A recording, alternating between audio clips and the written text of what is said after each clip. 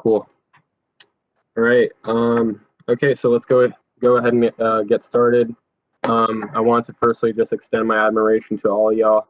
We made it this far into the semester, and I definitely know that the current pandemic situation is not the easiest thing that we've done in our lives, but I definitely think that we can keep pushing all the way to the end of the semester and finish the year to the best of our abilities. But yeah, okay, officially getting into the meeting itself. Welcome to our third general meeting of the fall 2020 semester. On behalf of the Office Board and the SEDS organization, we're very excited to see all of you in attendance today, and are also really excited to present some project and general updates with you all. Later on in this meeting, we're going to go ahead and pass the torch to our guest speaker for today, aerospace engineer at NASA's Langley Research Center, Dale Arney. Special thanks to him for being able to come out tonight. I know that he's 3 hours ahead of our time here in Vegas, so we really appreciate his consideration support for us tonight. Before we do start, I do want to ask that everybody make sure that they stay according to video conference call etiquette, just making sure that your mic is muted when you're not speaking and basic things like that. Okay. So starting off with some introductions, our officer board is posted as shown. My name is Peter Matic, and I am the treasurer of SEDS UNLV. I am also helping with leading the effort of Spaceport America Cup 2021 alongside our vice president, Jake Petit. Our secretary is Sarah Alshamary. She's helping with coordinating the level 1 rocketry program that we take pride in, also alongside Jake. And last but not least, our president, Nick Chai, is here with us tonight. He's in charge of our student research and develop rocket motor project. More on that as we get deeper into this presentation. However, to go into a broader overview of our chapter, for those of you who might be attending their first general meeting with us tonight and are just learning about us, we are an engineering and science-based organization that was founded on the principle of developing a variety of space-related endeavors. The organization aims to bring together students passionate about space to work on challenging projects, as well as fostering interest among the student body in space exploration. Alrighty, we're going to go ahead and begin talking about the general descriptions of our projects, as well as any and all updates that we've had since our last meeting. Jake, if you want to go ahead. Hey, what's up, guys? Can you hear me? Loud and clear. Perfect. Hey, so my name's Jake Petit. I'm the vice president for SEDS this semester for the fall 2020. And we're just going to jump into some project updates and such. So first we have the level 1 workshop slide up here. For those of you just joining us, level 1 workshops are our introductory experience to amateur high-powered rocketry. Veterans and new members alike are totally encouraged to participate. You don't have to be super experienced with any of this to go launch a level 1 rocket. And if you're asking me, hey Jake, what's a level 1 rocket? Well, it's just most of these motors and things are just these amateur high-powered rockets that we all launch and build for competitions and things are usually judged by, you could say, like the strength of the motors you put in them. And they start from level 1 and go up to level 3. Level 3 being most of the size of most of the ones we do for like Spaceport America Cup, or even other things beyond that. But if for size comparison, everybody wanted to look at some, I have some rockets right here that usually are around like level 1 size. They're about 3 or 4 feet long. You can paint them super cool like this one I had. You can just leave it super bare, whatever. But this semester, we were doing a workshop where members purchased pre-sized kits and such for about $40 financial contribution. You guys would purchase the kit, build it. Under our guidance, we went into some stuff about simulations, and the club ended up assisting all the new members this semester with purchasing motors, which is another like $40 contribution or so. But this Saturday, November 21st, was our projected launch date for the whole level 1 workshop experience, and it looks like it's come to fruition. This Saturday is still a go. If you have your build already, you can definitely join us. Or if you have a build from some of the past seasons, you can definitely come out and launch it too. We're going to be talking in the Discord tonight and tomorrow about driving coordinations and such, if you aren't familiar with the area. You can definitely come out with us or drive up yourself, but get ready for some kind of bumpy roads out there because it's out in the dirt and everything at the lake bed.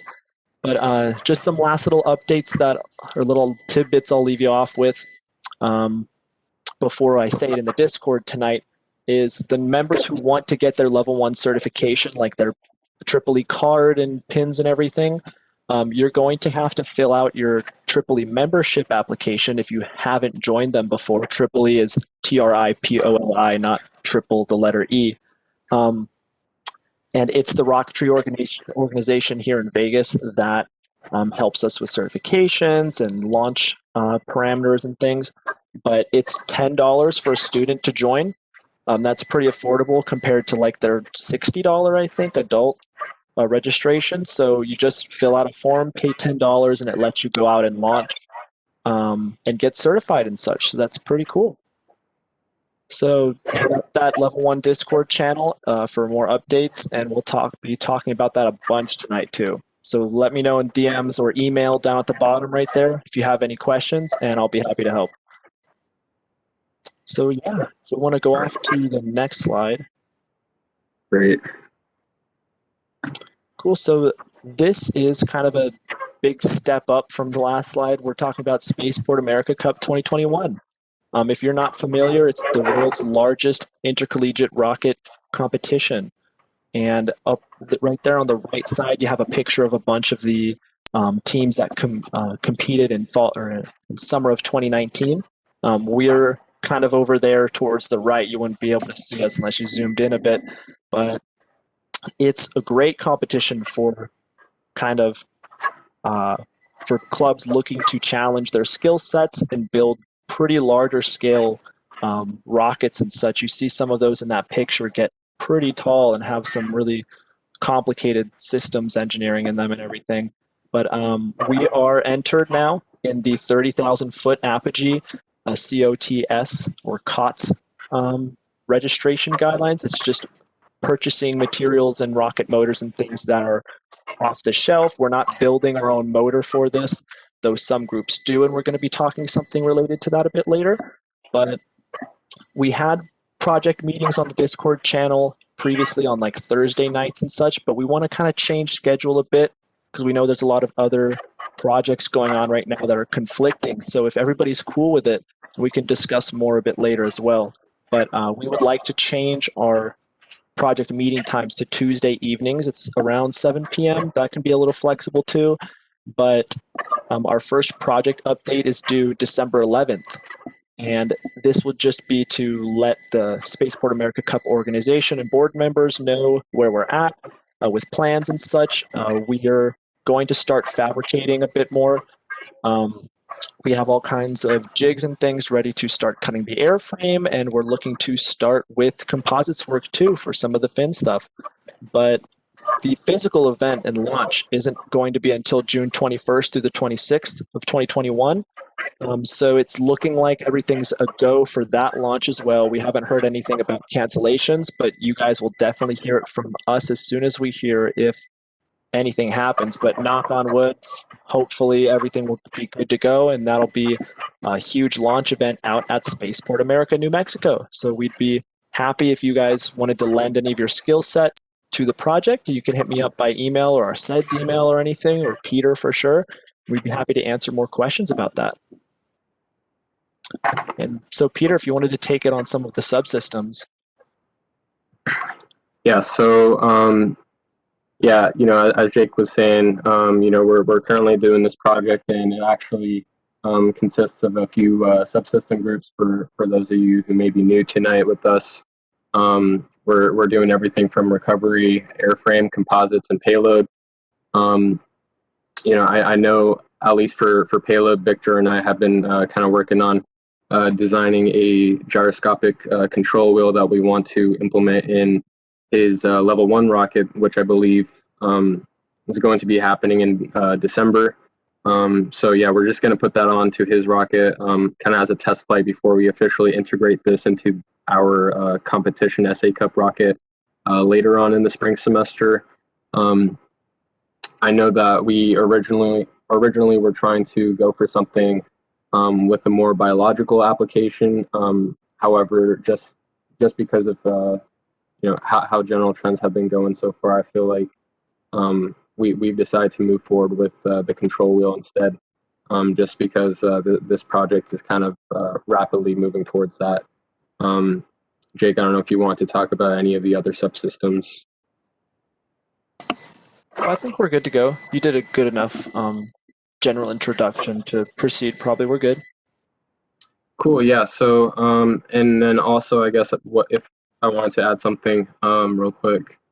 For anybody who's new to this project, you can always fill out a project interest form. I'll go ahead and link that in the chat in a few minutes. But if there's any specific subsystem that you guys would like to work on, then by all means, feel free to do so. If you guys have any questions, don't hesitate to ask me or any of the officers. Okay, going on to the next slide. All right, what is up, everyone? But just to reiterate about all of our projects, if you don't have any experience in any of these fields, that's totally fine. We are in the same spot coming up as freshmen and sophomores, so we definitely encourage you all to get involved if you do have any interest in them. But let's move on to SRAD. So that stands for Student Researched and Developed. The primary objective is to develop a solid rocket propellant, and that's going to go into a similar spaceport rocket. So there's a specific category within spaceport that's primarily for SRAD, where we develop our own kind of rocket. So right now we are focusing on the solid propulsion system, potentially to be integrated into a 2022 spaceport SRAD rocket. But just as a general update, we are working on the mixing procedure to hopefully produce these on campus. It'll just be convenient for everyone, as well as increase our relationship with the university. So for that, we are meeting with risk management to go over this procedure tomorrow, and to address any concerns or anything that we missed, just to make sure that we're producing these safely but also efficiently. Additionally, we are looking to get a AAA advisor. So AAA is the rocketry association that we work with to launch the rockets. We reached out to the president, so he gave us a few contacts as well as him. Some of them made their own propellant, their own rocket propellant. So it'd be awesome to, maybe create a propellant with them to get some hands-on experience, as well as get their insight on, our propellant that we're making. So definitely going to be a great project. If you are interested in joining, we meet on Saturdays at 5 p.m. and that's going to be on the SRAD voice channel. Great, thank you so much, Nick. All right, we're going to go ahead and switch gears a little bit and begin talking about some events and social updates that we have planned for the near future, as well as a timeline for anticipated events that we're looking into moving forward into the spring 21 semester. All right, y'all, it's that time of year. The current officer board is looking for official candidates who would be interested in taking over in this position for the next upcoming 2021-2022 academic year. This position is such a crucial part in terms of making sure that our organization stays afloat and remains sustainable for the coming years ahead of us. I will say that there are definitely new expectations as a result of everything transitioning online. However, I definitely do not think that this is something that you should be intimidated by or anything like that. We are currently accepting applications for each respective position.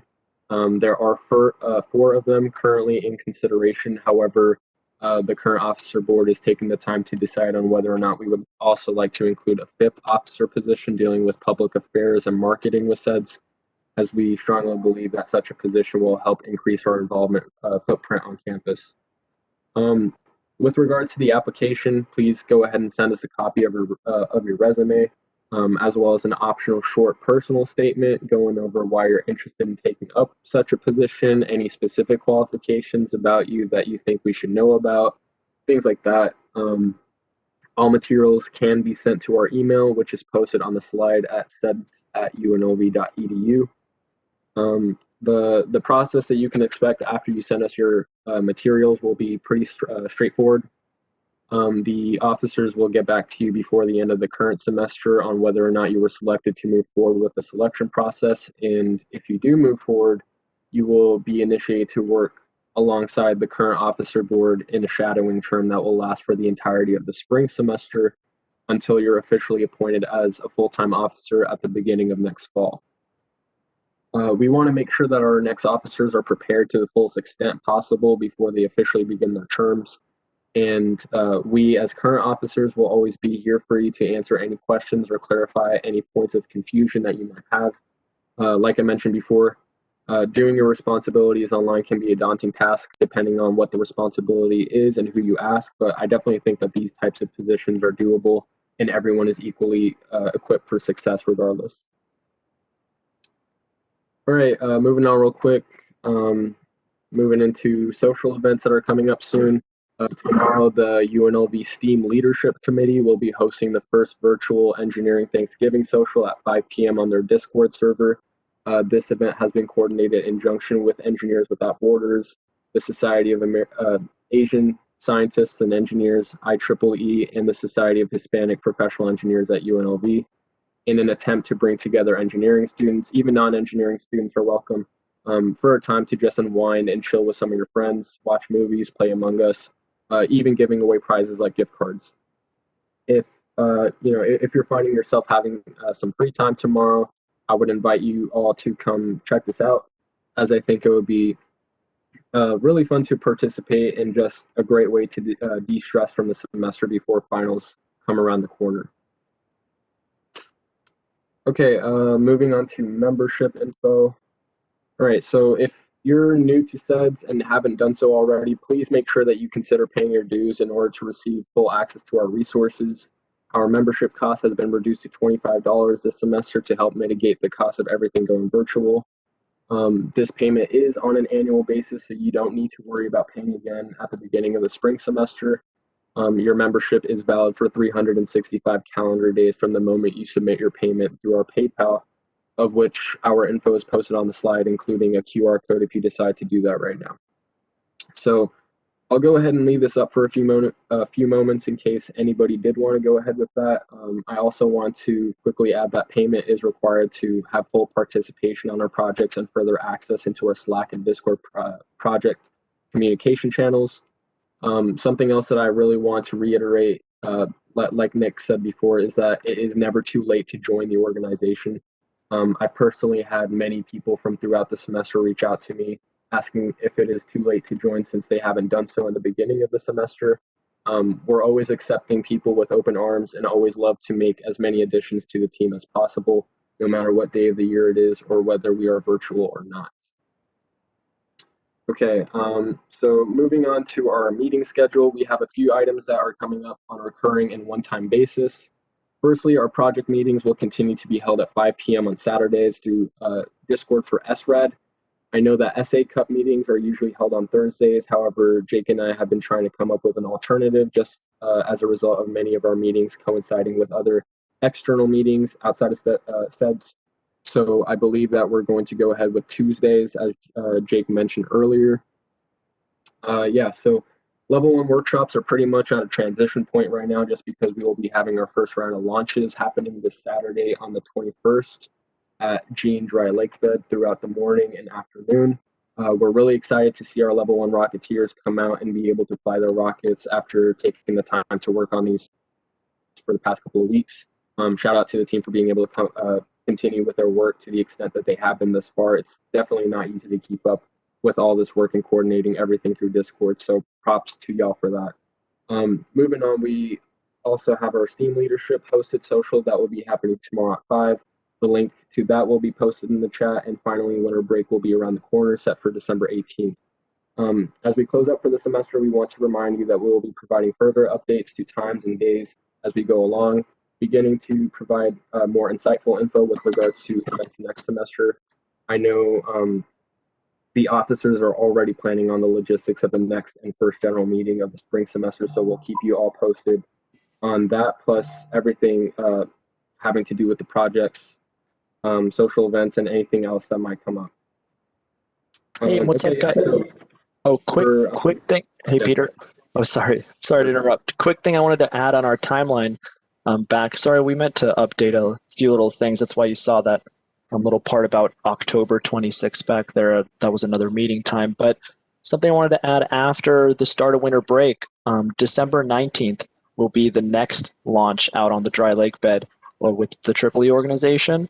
We have some members right now who've spoken with me about interest in pushing their launch back to December 19th. We're still definitely going out this Saturday.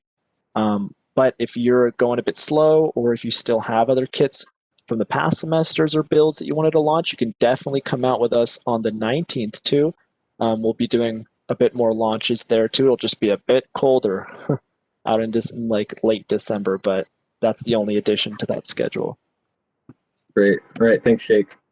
So yeah, just to wrap up real quick, these are the QR codes for our social platforms. Feel free to join those, as those are the places where we post our project updates, project info, launch party description, and many other things as well. So feel free to scan those right now. If you guys have any questions about anything for me or for anybody else on the officer board, please feel free to drop them in the Discord. And then we'll try to get back to you as soon as we can on that. Okay, yeah, so I know we're kind of on a crunch for time right now, but real quick, I just wanted to go ahead and pass the torch over to our guest speaker for today, NASA's Dale Arney from Langley Research Center. It's a pleasure to have you here tonight. Thank you.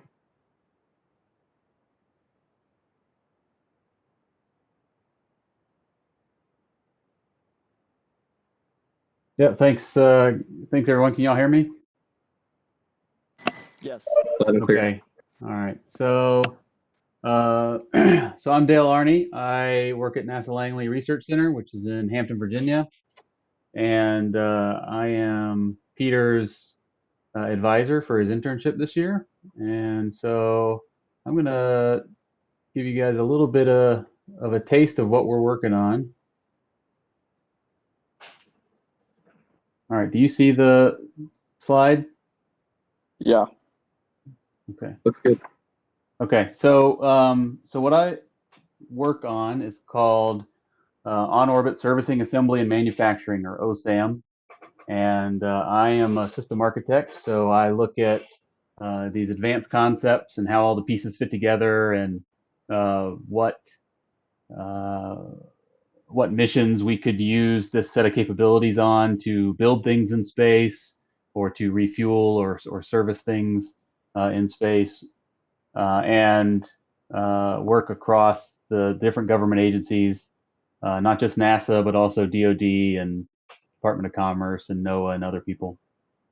So let me just jump right in. So in the National Space Strategy from a couple of years ago, NASA was actually called on to lead in two areas. The first is exploration. Everyone's familiar with that, sending astronauts into space and exploring other planets and the stars and our sun. But they also were identified to lead in OSAM, which I'm going to explain what that is. For those of you who don't know what OSAM is, on-orbit servicing, assembly, and manufacturing, it's an emerging set of capabilities that now allows us to inspect, repair, upgrade, assemble, and construct things in space. So a very simple example is to look at the International Space Station. Over a couple of decades, we assembled it in space, and we've been servicing it, refueling it, repairing things that break, upgrading, and expanding that vehicle. And so that's the kind of advancements that we can get out of this set of capabilities.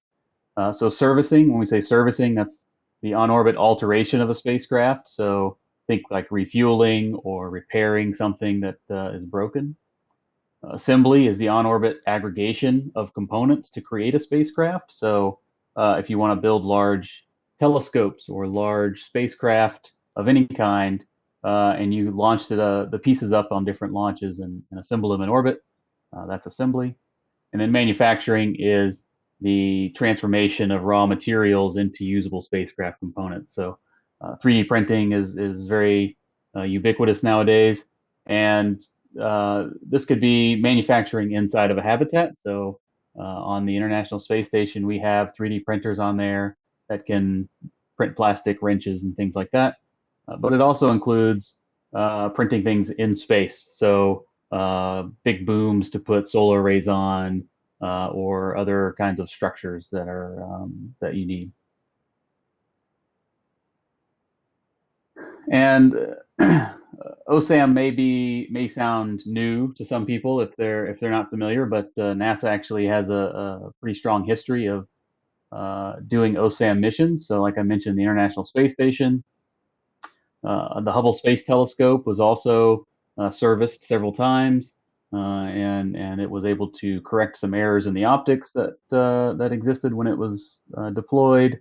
They've also increased the capability, so improved the instruments and the power system and things like that over time, and that ability to service that spacecraft is increased its value, orders of magnitude over what it would have been had we not been able to service it. And then there's a bunch of other things on here that are technology demonstrations and things that we've been trying out, from transferring of propellant to docking multiple spacecraft autonomously, to building trusses in orbit, all kinds of stuff. And so I'm going to talk about a few different missions in a little bit, but I want everyone to be aware that this set of capabilities is not just something that NASA is interested in and looking at to improve science or exploration. We have a lot of commercial partners who are interested in it to do things like improved communication satellites, to extend the life of whatever space assets they have, orbital debris removal, and so on. And then national security is also interested in it. If you think we want to build big telescopes to look out into space, they might want to build big telescopes to look towards Earth. They also like the idea of being able to maneuver on demand. So if you can refuel spacecraft in orbit, then they can do plane changes and things like that without destroying the lifetime of that spacecraft. So I got a few videos that I'm going to show you guys, and I'm not sure if you can hear the audio on the other end, so please tell me if you can.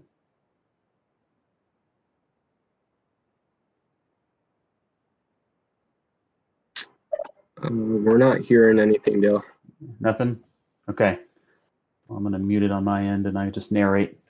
So there's this idea of an immortal spaceship that name that I coined, and basically that is the idea that a spacecraft could last forever if you had the ability to service it.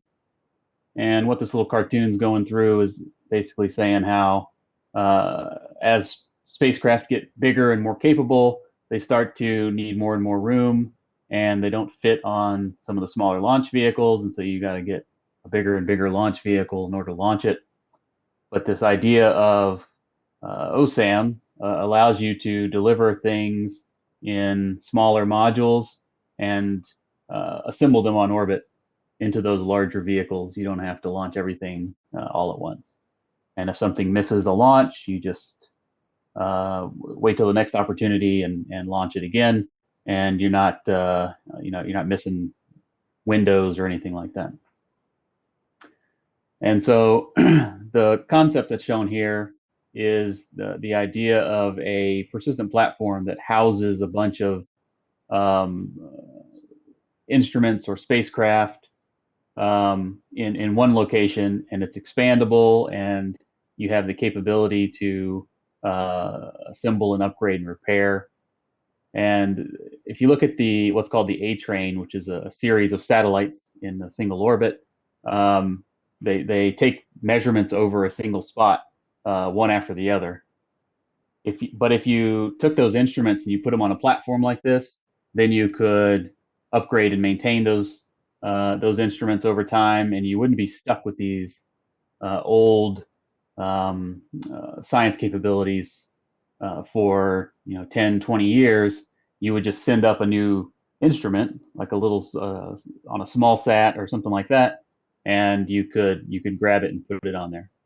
It also enables provides like a test bed to do new experiments, like you saw there, assembling a small truss. Here's some more cool graphics of things getting built, expanding, power capability, and so on. And then the suite of OSAM capabilities that you would use on that platform, you could use in various other arenas as well. So a persistent platform is one of those use cases that's very appealing to NASA because we can upgrade our science and do all that kind of stuff. But it's also appealing to all the other government agencies as well, because they can stop this. Because they can use it to demonstrate technologies that they want to demonstrate, to test things out, to figure out how to repair things or upgrade things or things like that. In one location that's kind of easy to get to and has the robotics capability there. So it's a pretty valuable use case for them. How's it going, Dale? Sorry to interrupt, but it Yeah. seems like WebEx is cutting us short. But I will list a new meeting link in the chat, so everyone Okay. can hop over to that new meeting. Sorry about that. Give me 1 second. Okay. Yep. No worries.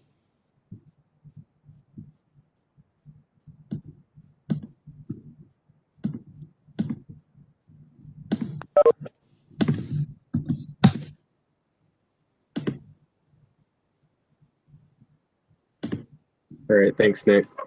Gotcha. All right. See y'all on the other side.